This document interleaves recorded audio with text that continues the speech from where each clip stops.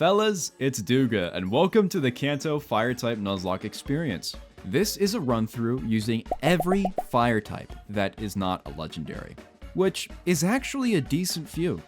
We have more than Gen 4, so I mean, hey, Gen 1 on top, everybody. We do run into a few problems, though, when we go back to the old Fire Red and Leaf Green games. The fire types are actually just split up between these games. Fire Red has Arcanine, while Leaf Green has Ninetales and Magmar. So when gamers like me want to pick which fire type Nuzlocke we want to do, it's either we get quality or quantity. But no more. As the new kid on the block, I'm gonna start doing things my way. Game Freak can't tell me that I can't have every fire type on my team. I legally bought this video game, and if God didn't want me to cheat, he wouldn't have made it so easy. Now we can have our Cake 9 and eat it too. The version I'm playing is Pokemon Leaf Green, which doesn't have the Arcanine line. So it's up to me to decide when I get this Pokemon. I have an idea in mind, but for right now, just enjoy the Kanto Fire-type experience.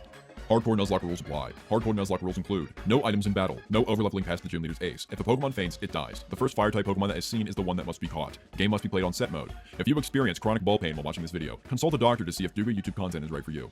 And last but not least, if you can guess the nickname theme in the video, you're very cool. Thankfully, since we're doing a fire-type Nuzlocke, this lets us use our starter Pokemon, Charmander. And get used to him, because he's going to be the star of the show for a while. I name him El Diablo, after what he will become. And we're off. The hardest part about this run is going to be the very beginning. Brock and Misty. It's not just the fact that Brock and Misty completely demolish fire types, it's the fact that I only have one fire type to do it with. Now, Brock isn't as difficult in theory. His Geodude doesn't know any rock type attacks, so it's only the Onix we have to fear. Most of my grinding was done on Route 1. This is where I fought Rattatas and Pidgeys for the speed EVs. This was to best prepare us for the speed drop we get from Onix's Rock Tomb, the only threat to our mission. Push his glasses up to face. According to my calculations, it would take max speed EVs with a plus speed nature and a minimum of 7 IVs to outspeed Brock's Onix at -1. But we don't have a plus speed nature. We have a serious nature. So how the hell do we do it? Well, the answer is simple. We need Metal Claw attack boosts from the Geodude to successfully beat the Onix. And even though we can outspeed the Onix, we could still stand to dodge a Rock Tomb or two. When it's finally time to fight Brock, it takes 3 Metal Claws to kill the Geodude. With a slightly battered and beaten Charmander, I was already thinking of the next attempt at this point, and how I should prep differently, as the Onix comes out. We do outspeed initially, so we can get a Metal Claw. Rock Tomb doesn't crit, but we don't outspeed. So if you weren't already thinking this run was a bust, you should be thinking that right now. Onix first misses a bind, which we need a lot more than just a bind miss for us to come back. But I mean, I'll take it. But then he misses a tackle, which still wouldn't be enough for us to take the victory, since Metal Claw is only doing 1/4 of his health. What is enough for the victory, though, is a critical hit Metal Claw. Yeah, this is probably the luckiest a Nuzlocke can get. But don't take my word for it. Why don't you take... Well, yeah, okay, you can just take my word for it. I'll take it! I'll take the win! Let's go! I'll take it! Let's go! A win is a win! And with our spirits as high as a pothead, we move on to Misty, the tougher of the opponents. The speed EVs I grinded for were mostly for her. We need those speed EVs to outspeed the Starmie, because we can only take 1 Water Pulse. It is not even an option to consider any other strategy. And before the battle, we get ourselves the secret sauce. Mega Kick. It is the literal best move we can use for the strategy. A 25% chance of missing, sure, but it has a massive payoff. Now, the Staryu is not even in the question. It's an easy one-shot, and with the boosted level, we can outspeed Misty's Starmie. This is possible because all the gym leaders in Fire Red and Leaf Green have 0 IVs, which makes EV grinding an incredibly viable strategy. If you're a massive nerd like me and care about that stuff. Now, we do indeed outspeed the Starmie, and we hit our first Mega Kick, bringing it to half. Water Pulse knocks us low, and it doesn't confuse us. Now, let's just tune into the live commentary here. Buddy. Beautiful. Mega Kick! Yeah! Yeah! No! A tragic tale. We got so far, and for nothing. But on this attempt, we have ourselves a lonely nature, because we just need that attack boost. Now, we can Mega Kick the Staryu out of the video, and Starmie can come on in. Our first Mega Kick connects, which does that smidgen just above half. So provided we don't get confused or crit, and we don't miss again, we beat Misty. Now, let's just have a little listen to the live commentary once more, shall we? And before we judge, let's just remember the kind of situation I'm in, okay? Alright, let's not screw this up a second time! El Diablo, let's not screw this up a second time, okay? You're the second one. I will get ourselves a third one, okay? Like there's no tomorrow. I have all the time in the world. Your time is limited on this earth, so don't disappoint me. Capiche? Now hit this Mega Kick like your life depends on it, because it does depend on it. Let's go! That's how we do it! That's how we run things down here in Duga Town! It feels so good to be over those first few hurdles. Now that we got through the gauntlet of piss, there's nothing in our way that can stop us. And as a reward, I've added a new member to the team so we can verbally berate that too. It's the Growlithe. This was purely done out of XP management. El Diablo is already level 23, and Lieutenant Surge's level cap is level 24. Plus, I have Nugget Bridge to do, and I also skipped my rival fight that's right before Nugget Bridge. So I'm just super behind right now, man. Anyways, one Nugget Bridge and rival fight later, I'm on to the SS Ann. My rival is kinda scary here, but that's only because of his war total. And I mean, if the toughest water move you have is Water Gun, you're not gonna be as tough as you think, buddy.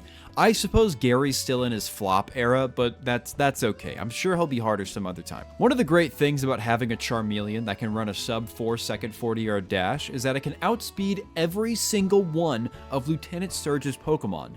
With our new Dig TM, Surge is forced to relive his tragic days in the war. After this epic win, I can get access to Route 8, where I can catch Vulpix, who we name Bake. Celadon City is the home of the Firestone, where we can evolve both Vulpix and Growlithe. But I was just strolling around and goofing around when I stumbled upon the top of the Celadon department store. This is where I was able to obtain an Eevee. In all honesty, I had completely forgotten about Flareon up until this point. But I view it as a miracle from the heavens, and so we name him Tuxedo J. The J is for Jesus. Also in Celadon City, we can Gamba. And thanks to a handy dandy guide on Reddit, I can get enough coins to get myself Flamethrower TMs for Shake and Tuxedo J, and Shadow Ball for Tuxedo J. 100% of gamblers quit right when they're about to win big, so it's important that you never give up. Now it's no surprise that Erica is literally smoked, so we can move on to the Giovanni fight, which is pretty underwhelming, I will not cap. The Onix is actually pretty tough to beat, just because it's physically defensive, so El Diablo is low once Rhyhorn comes in. I can dig before I switch into Bake. Bake then takes a weak stomp from the Rhyhorn, then misses the first Will-O-Wisp, but we can connect on the second. Then, after a Scary Face, I use Confuse Ray. This way, the Rhyhorn is cucked out of playing the game, and it's another easy win. Last is the Kangaskhan, but I have Shake for that. With an Intimidate drop, this guy can't do a single thing to touch us, and Giovanni is officially toast. After this Giovanni fight, we can get our butts over to Saffron City, where the next Giovanni fight is. I have no idea if I'm playing the game in the right order, by the way. If someone knows, let me know in the comments. For Giovanni, however, I evolved the last team member of our team, El Diablo. He is finally in his most true form. And he is not here to make friends! I lead with Shake, who does his Intimidate drop, and we can Flamethrower for the KO. Next is Rhyhorn, but I don't want to fight it yet, so I use Roar. This brings out Kangaskhan, so I switch into Tuxedo J, who can use Flamethrower, but he took a lot of damage. I debated switching, but Giovanni switches back into Rhyhorn first, so I switch into Shake for an Intimidate drop. He can't do enough damage to Shake, so he dies, then Kangaskhan comes in and we can take that out too. The last Pokemon is Nidoqueen, so El Diablo shows up. Dig isn't doing enough, however, so he needs help from Bake. After a Will-O-Wisp, it's a walk in the park. And we save the rich people! Now it's time to fight Sabrina. Sabrina and Koga have the same level cap, so I come into Sabrina at level 41. But all we need is a little Tuxedo J magic to win us the game. With the Shadow Ball move, which is physical in this game, and Flareon's disgusting physical attack, it's enough for a classic Duga sweep. Koga, however, is going to be a lot more challenging. I mean, it would have been if Shake wasn't completely capable of fending off every single one of Koga's Pokemon. Both Coughings are a one-shot, Muck gets burned from a flamethrower, and the Minimize strat just fails completely. And Wheezing is the only one to get some damage off, but Shake just does too much with Flamethrower. Do not bring Corrosive Gas to a Flamethrower fight. It will not go the way you think it will. Blaine is next, and this is a difficult gym leader. Difficult in the way that I have no good moves to easily kill his Pokemon. I mean, there's Dig, but I'm just too lazy to go get that right now. El Diablo can one-shot the Growlithe at -1 attack from his Intimidate. He can kill Ponyta in 4 hits, basically taking nothing and getting his potion out. His Rapidash does a cool maneuver with the bounce attack after my dig, so I just have to go for Wing Attack. Wing Attack doesn't quite do half his health, but a second one does manage to get a crit, so like, I don't know. Maybe you should have just played smarter, idiot. Arcanine is last, and he lowers El Diablo's attack again, making him at -2 attack, and basically sending the message that we should switch. I don't listen, and I decide to go for a dig first, because I want to see how much damage I actually can do. And I figure out that it's not much, so then I switch into our Arcanine.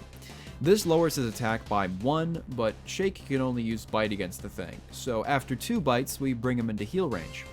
I thought I got out his potion before against the Ponyta, but he uses 2, so that's cheating. Anyways, I switch into Bake, who dodges the Fire Blast he's been going for. I was hoping it would connect so I would get an attack boost, but I suppose not. Flamethrower does little damage to it, and Arcanine misses another Fire Blast. I try for a Will-O-Wisp, where I find out that that was probably the dumbest move of all time. So, after taking a critical hit Bite, which scares the crap out of me, I start going for Quick Attack, which also crits. A takedown doesn't do a whole lot to us, so we can use Quick Attack again, and it also crits again. Yes! Bite doesn't kill Bake. It doesn't even come close. And with no potions to use, he is dead to another Quick Attack. And that's another good one for us. It wasn't hard in the sense that he was scary. It was just so long and tedious, and I hated every second of it. After Blaine, we get to go to a special place called One Island. And once we go to One Island, we can then go to Two Island. And then, once we get to Two Island, we can go all the way to Three Island. Then, we go all the way back to One Island, where both Ponyta and Magmar reside. So welcome to the team, Ricky and Bobby, completing our team of elite fire types. Giovanni is last, and he's a lot scarier than before. His 2 Rhyhorns resist my fire attacks, and his Pokemon know Earthquake, so using Dig isn't an option. I don't have a super powerful plan for Giovanni, except for, well, doing that. Well, there's still plenty of Pokemon left to play. I'm sure it was just a fluke. It really isn't supposed to be this easy. And it is that easy. Wow. Okay. Well, the rest of his team can't deal with Charizard, the literal best Pokemon in the game. So pretty soon, it's time for the Elite Four. Almost. It's almost time for the Elite Four. If it weren't for Sigma, our rival, we'd already be there. Gaming. Now, Sigma is only really scary because of the fact I didn't plan for him, and I just kind of thought I could wing it. I do lead with Shake against the Pidgeot. A Flamethrower followed by an Extreme Speed is enough for the KO. And this then brings in Rhyhorn. Flamethrower is super powerful still against these Pokemon because they have criminally low special defense, and 2 Flamethrowers can do the job. Now, the Blastoise comes in. This is by far the scariest Pokemon he has, and dare I say the scariest Pokemon in the entire run, if you don't count the Gauntlet of Piss. I switch Shake out into Tuxedo J as he sets up a Rain Dance. Water Gun does just less than half our health, but our Shadow Ball drops his special defense. Another Water Gun leaves us at 5 HP, and Shadow Ball brings him down to 50. Now, it's no secret I have to switch, so I send in Bake, who takes way more damage than I thought. So back to the switching game, I guess, but I figure it's about time for our debut of Ricky, our stallion champion, our ferocious racing horse. Our dead horse? I can't believe it. Our good luck finally caught up with us, and it took out the king of racing. The best of the best. There will never be another Ricky. Ricky was the only one who could do what Ricky do. Ricky the GOAT. For real. On God. Fly high, Ricky. We will miss you. El Diablo comes out with desires to seek revenge on those who destroyed his best friend. But a wing attack doesn't do a whole lot of damage. Blastoise sets up another rain dance. Another wing attack brings him into range, and a water gun nearly ends El Diablo's life. A final wing attack destroys the bastard, and Growlithe is next. I go for a dig, which you may be wondering why I didn't switch here. Well, to be completely honest, I forgot Growlithe had Intimidate, so I didn't account for the -1 attack, and my calc told me that I would KO it otherwise. But Ricky must have put in a good word with God for us, as the Growlithe missed takedown. So it's another win for the Flaming Chicken. Thank you, Ricky. Execute is no problem at all, and Shake is powerful enough to destroy the Alakazam on his own. A scrappy battle for sure. It resulted in our first death. Dark times are ahead. I'm sure of it. Every battle from here on out, we need to stay vigilant and composed. I cannot guarantee your safety. I see in your eyes the same fear that would take the heart of me. A day may come when the courage of men fails, when we forsake our friends and break all bonds of fellowship. But it is not this day! An hour of wolves and shattered shields, when the age of men comes crashing down. But it is not this day! This day we fight! By all that you hold dear on this good earth, I bid you, stand! Men of the West! For Elite Four prep, I get charcoals for everybody, and that's it. Other than a few TMs, that's all we have as far as plans go. Lorelei is a difficult Elite Four member on paper. However, this is the debut of a special Pokemon called Bobby, and I'm not trolling. Firstly, Lorelei has a lot of water-ice types, and a lot of her Pokemon know a move called Surf, a serious threat to our mission.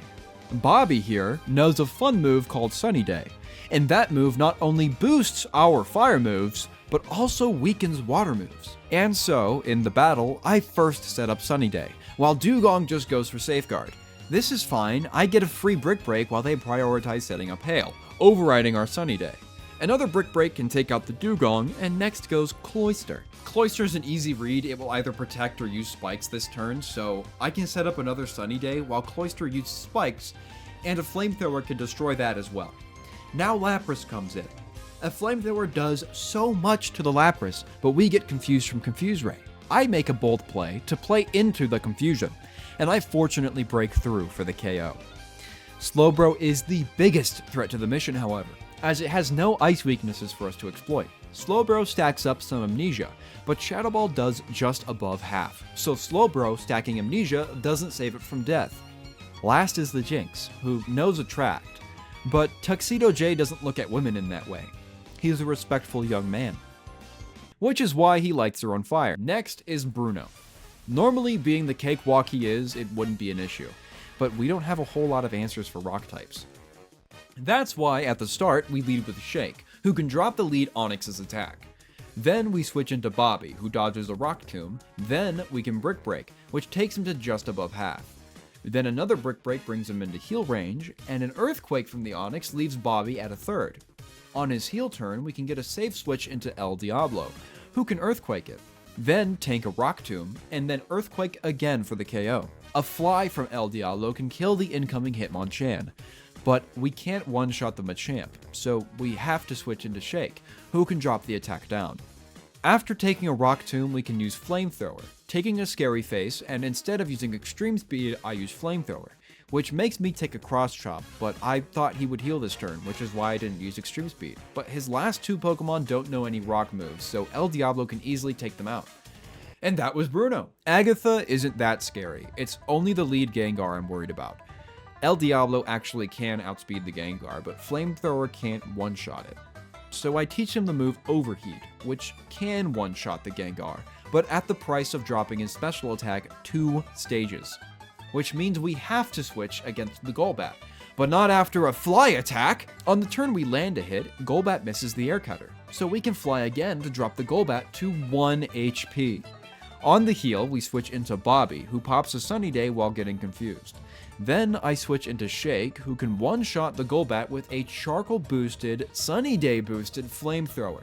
Then Arbok comes in, which meets the same fate. Her better Gengar comes in, and we are outsped, so we take a Sludge Bomb, which does poison us. And the Gengar lives on 1 HP. Then Agatha uses another full restore, and Flamethrower drops the Gengar to about a third. I have to switch now, because if the Sludge Bomb doesn't kill me, the poison surely will. Anyways, in comes Bake, who can take a Sludge Bomb, doesn't get poisoned, and we can clean up the kill with another Flamethrower. Oh, she has a Haunter as well, but after a Flamethrower misses out on the KO, her Curse attack kills herself, so yeah. Simple win. Last of the Elite Four is Lance, and I'm not sure if we can beat Lance here. The Dragon type is super powerful. The Dragonite is incredibly bulky, and the Aerodactyl with Ancient Power is another dangerous Pokemon. And we have no way to successfully one-shot any of these Pokemon, so this is the battle of all time. A win here would be a miracle, that's for true. I lead with Bake against his Gyarados. This is purely because I want to Will-O-Wisp the guy. We missed the first one, but I'm sure we can hit the second. We also missed the second one, but I'm sure we can hit the third. We hit the third, and just in time, because a Flamethrower would have just killed Bake. On the recharge, I switch into Tuxedo J, who can use Shadow Ball a couple times to KO it while maintaining just above half health. Aerodactyl is next, and the plan here is to stall out Ancient Powers and hope that it doesn't get the AP boost. Shake comes in with the Intimidate drop, and manages to keep a lot of his health. Now, I should have just kept switching in and out until his attack was really low, and Ancient Power was gone, but I went for Flamethrower to see how much I could do. And it was a pathetic amount. So, now I have to switch into Bobby, who has a neutral attack, Brick Break. But on the switch, we get brought to half health. But by the miracle of baby Jesus in a tuxedo t-shirt, our Flame Body activates, which not only whittles away at the Aerodactyl's health, but also cuts his attack in half. So barring any critical hits, there's nothing this Aerodactyl can do. So with this little safety net, I can pop a Sunny Day and switch into Tuxedo J, who can tank a Hyper Beam to 22 HP, then Flamethrower for the KO. No matter how you look at it, my strategy was flawed from the get-go, and this fight is as scrappy as can be. The Dragonite comes in now, and I switch into Shake for the Intimidate drop. After his Outrage, Shake just barely hangs on at 3 HP. Another miracle from sweet baby Jesus in his tuxedo t-shirt. I do have a secret weapon, El Diablo with Dragon Claw. He can do some serious damage to these last few dragon Pokemon, but he can't switch into this Outrage. So after looking at my team, I realize someone has to die. After much deliberation, I make the choice of sending Bake into battle. Bake honestly was a great Will-O-Wisp user, and I wish I could have used her more. Rest in peace, Bake. You will be missed. Tell Ricky we said hi. Also, he owes me $20. Now, El Diablo, determined to avenge his befallen friend, comes in with the Dragon Claw. He can take an Outrage to just above half, but not after a Dragon Claw takes away a third of his HP. Then, Dragonite gets confused. This is a big opening for El Diablo. He strikes swiftly, and the Dragonite hurts himself in confusion, which brings him into potion range. But his Citrus Berry takes him out of it, but not out of range for a Dragon Claw KO. Next are the two Dragonairs, both of which are scary because one has Thunder Wave and another doesn't, and there's no way of knowing which is which until it's too late. The first of the two comes in, and it's met with a critical hit Dragon Claw one-shot. A small victory for sure, but an even bigger victory if this was the one that held the move Thunder Wave.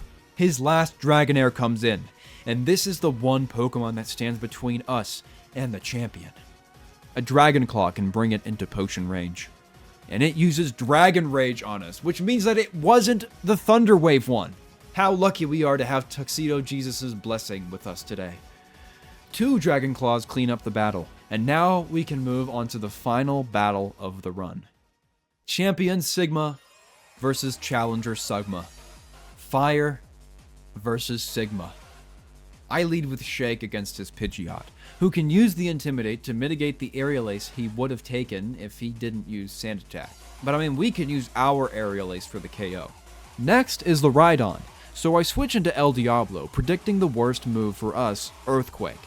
It's Scary Face, which is fine with me because I'm switching back into Shake anyway, so I can get him to -1 attack. What's even greater is that I dodged the Rock Tomb he went for. Then I switch back into El Diablo, who dodges the scary face on the switch. He can then Earthquake him to half, but he's brought to 33 HP with a Rock Tomb. This is a lot more than I thought he would take. Nevertheless, I can take it out with an Earthquake, and then Blastoise comes in. This is the very last obstacle we have to overcome. El Diablo can't do much else on 33 HP, so I have to let him fall here. But I let him get one last Earthquake before he goes. And fellas, let's remember all the good times we've had with this flaming chicken. In the arms of an angel, fly away from here, from this dark cold hotel room, and the endlessness that you fear. You are pulled from the wreckage of your silent reverie. You're in the arms of the angel.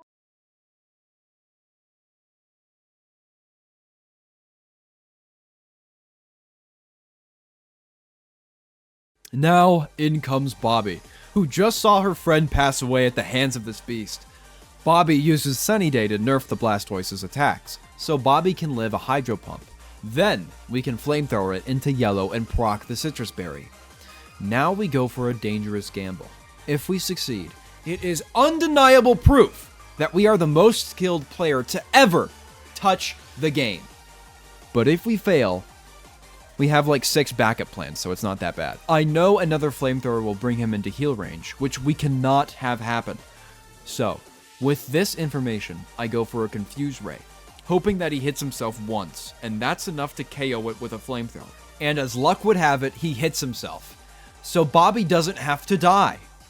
Now we can go for a Flamethrower, but we just miss out on the KO.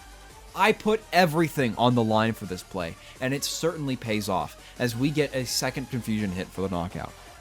This was honestly the nail in the coffin for Sigma, as Bobby can take out both Alakazam and Exeggutor in one hit, and then tank an Extreme Speed from Arcanine before dying to the Future Sight. Bobby was surely the clutch queen in this run. Now Arcanine is the last Pokemon, and since I have 2 Pokemon and he just has 1, it's just an easy victory. I mean, Shake does die because he had 2 full restores and also a third one, and we also almost lost because he got a critical hit Extreme Speed, but Tuxedo J can take out the Arcanine with a Flamethrower, and that is it for the Kanto Fire-type Nuzlocke experience. What an amazing run, and what a time to be alive. Baby Jesus, in a manger, and his tuxedo t-shirt. Because you know he likes to party and keep it classy. Smiling down on us and giving us the luck we needed to beat the Kanto Pokemon League with only fire types. I am certainly at a loss for words. How spectacular was that? If you commented on the video, make sure you leave a subscribe down below, and don't forget about liking the channel. Twitch Prime, Kick Sub, Reddit Gold, OnlyFans. My name is Duga, and I'll see you guys in the next video. Cheers, everybody.